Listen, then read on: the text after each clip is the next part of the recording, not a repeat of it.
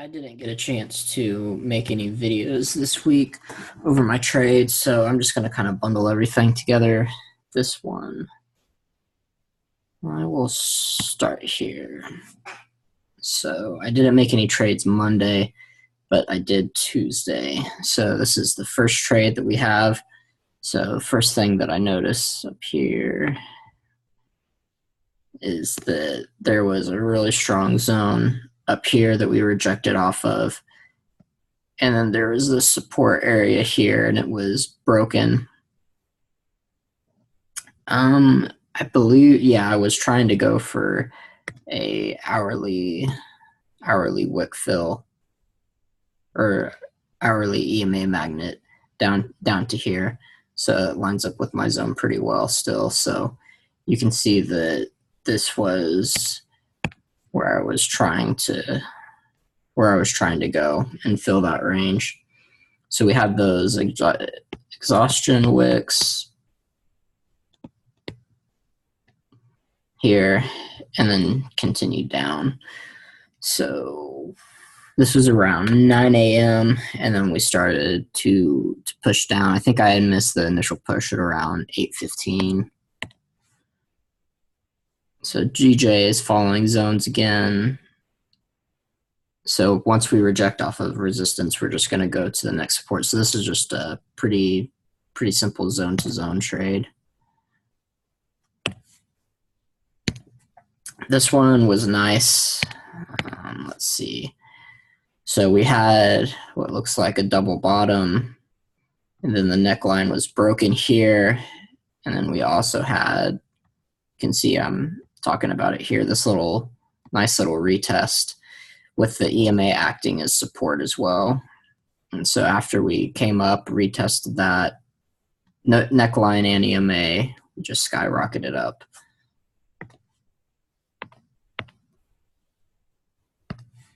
Let's see another time frame. Yeah, so that's really nice to see too. You can see this nice support right here got retested, and we've got the cross of the EMAs on the lower time frame.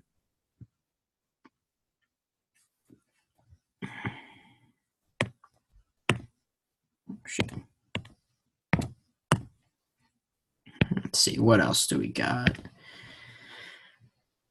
Wednesday.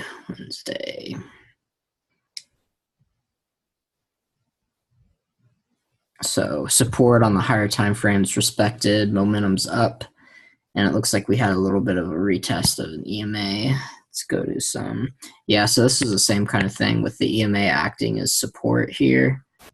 So we've got this retest and this support area,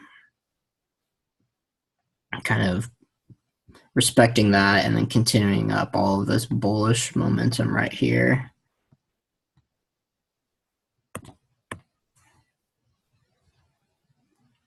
And I think just looking to the left, you can kind of see where my TP areas would be.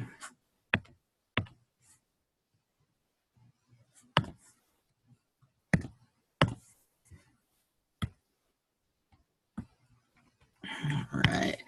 This was the third trade that I took that day, so it's just a really small lot.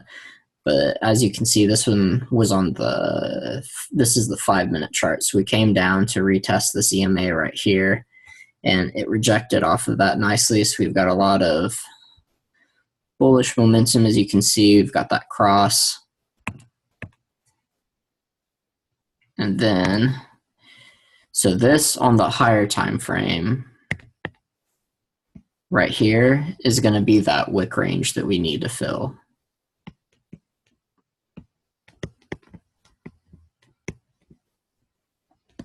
That's on the higher time frame. So I think it's really important with trading to kind of visualize what the higher and lower time frames will look like. So you know that with this, that we've come down and had that pullback. So this is going to be that range that we have to fill.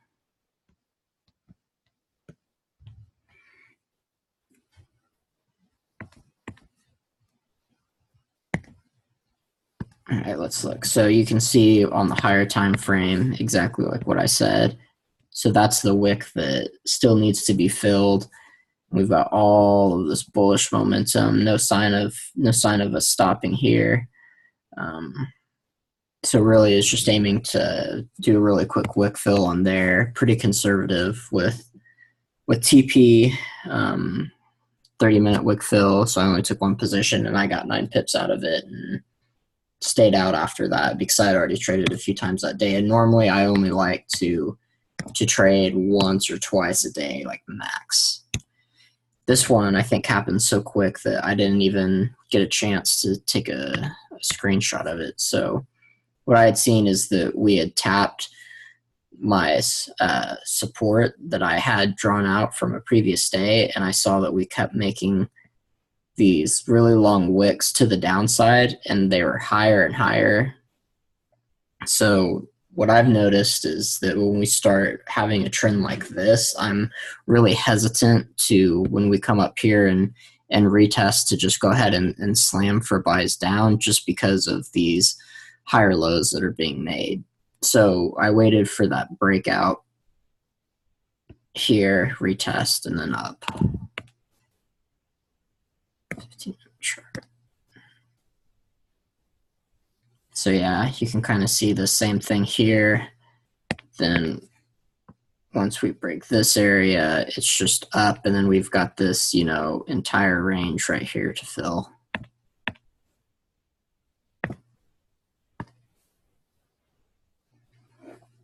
So you can see my target. This was the wick range that we had to fill previously. And so once we come back up to break that, this is probably going to be an area, especially since we're already in a downtrend. We've got this cross up here. This would probably be an area where it would be a lower high, possibly. Just trying to think about visualization here. So we've got the possibility of us retesting this to go back down.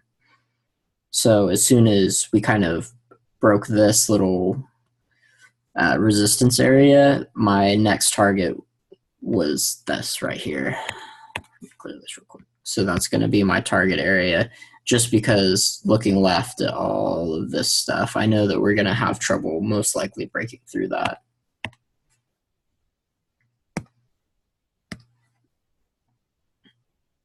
And you can also see that we're at a really, so even though we were in a downtrend, normally I wouldn't take too many counter trend trades, but you can see how strong of a support this was for the 4 hour, and 4 hours really, really strong with supports like that. And we also had a 59 pip range. So when we have a big range like that, I know that it's really easy to get a really small chunk out of that and not have to get the entire range. And along with that, the first time that we are visiting this support area, almost always the first time that you visit it, you are going to have a little bit of a pullback just for liquidity so that you can push past it if you are going to continue down. So there is a little picture from my MT5 of what it looked like. So you can see this EMA right here is acting as support. So we came down to retest it, and then just continued up. And I'm not for sure if this is the 50 or the 200 EMA, but that's always a really good TP area that I have.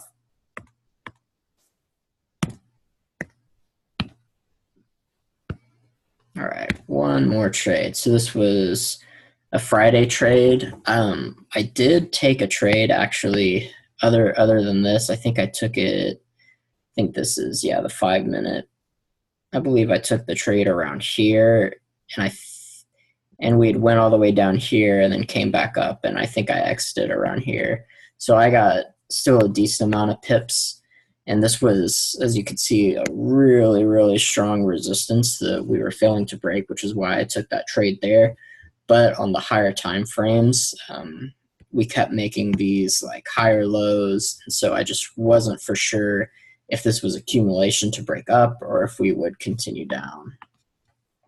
I know that on Fridays, generally, we will, once we start going in a direction, we move really hard, but we just had so much consolidation and back and forth here that I went ahead and set these pending orders.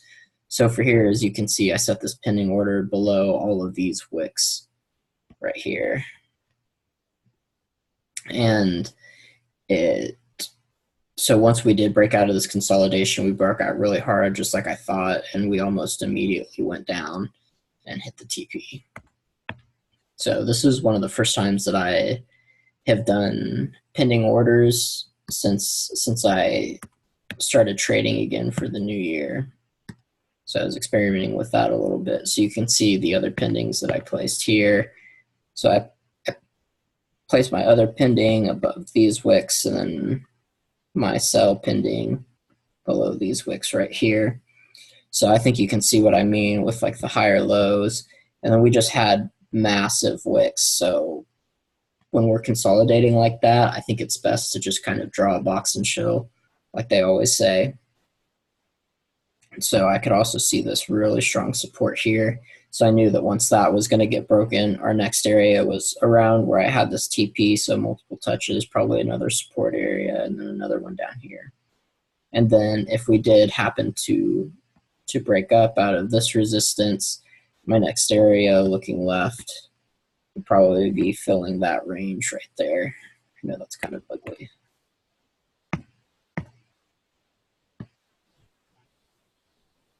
So here you can see that really strong resistance that we were failing to break, but we also had that cross upwards and all of this. So wasn't for sure if we were accumulating to break up or if we were gonna go down and fill this little wick range right here. So those were the two things that I was looking at.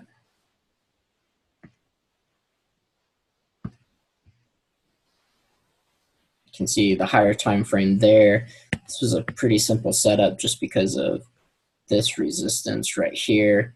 So we had came down, came back up for a pullback, rejected off of the EMA and this really strong resistance, and then we're probably coming down to fill that wick range that we had left. So that was a nice little range.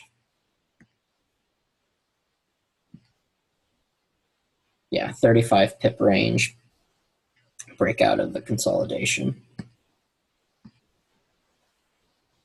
Breaks. So from the 5 minute, you can see a really nice break of the support here.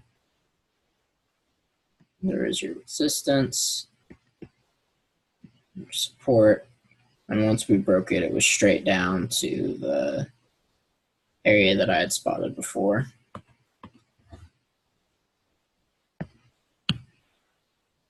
Now I can go to UJ and talk about the quick loss that I had to.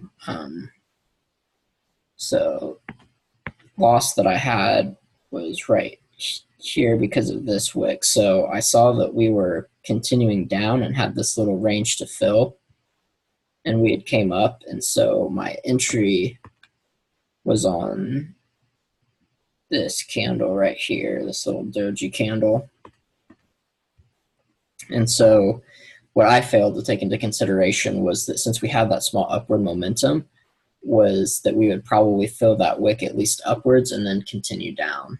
And so I think I had a small sell position that I got stopped out on, and then I did exchange it for buys, which is something that I always say not to do. Once you look for a buy or a sell in one session, you should stick to that. So in this case, I was searching for a sell because we had all of this downward momentum and we were respecting the EMAs. So I was looking for that sell, and then I ended up exchanging it out for buys because I thought that we had broken this resistance right here, and it looked like we had came down on the smaller time frame to retest it and then continue up, and that's not what happened. So on the smaller time frame here, let's see where we at. Yeah, we were right here. So this was where I had made my first entry because I thought that we had rejected off of this resistance right here and would come down to kind of fill this little wick range. And we ended up just going up here, and then I got stopped out around there. And then we came down, retested, and then continued up. And then I took my buy positions around there, like probably literally the worst place that I could have got them. because it was also, I didn't see this at the time, but right at a resistance. We were still in a downtrend and still could be respecting this 50 EMA right here. So that's why I'd always say wait for candles to close. For Fridays, I always take very, very small positions and like one at a time. So this wasn't a huge deal. I'm not giving my profits back, but and so after those two losses and getting faked out here on the lower time frame and not letting the higher time frame candles close, because if I would have let that higher time frame candle close and I would have seen that hourly wick, I definitely would have known that we would have continued down to fill those ranges. But so I lost those two really small positions, and I just went ahead and stayed out of UJ because I just felt really out of sync with it for some reason that day. I've been doing a lot better with GJ in the last few days. So you can see all of these last two trades that I took here on GJ. So the one where we had dropped came back up to retest this little range right here and the consolidation box, and then the break of that for that nice little 35 pip range. You can see the smaller time frame on that, like I talked about. So that was my trading week. Everything went pretty smoothly. It looks, as you can tell, later on in the day from my Instagram post, for my first one. Let's see where my zones were at on trading. Yeah, so you can see that's where I had my line before, and then if we go back to it now, it still followed this support perfectly. Came here, bounced, and then went right back up and finished right at the resistance that I had. So I can tell that my zones are definitely pretty accurate, and GJ, the pair itself, has been following them really well.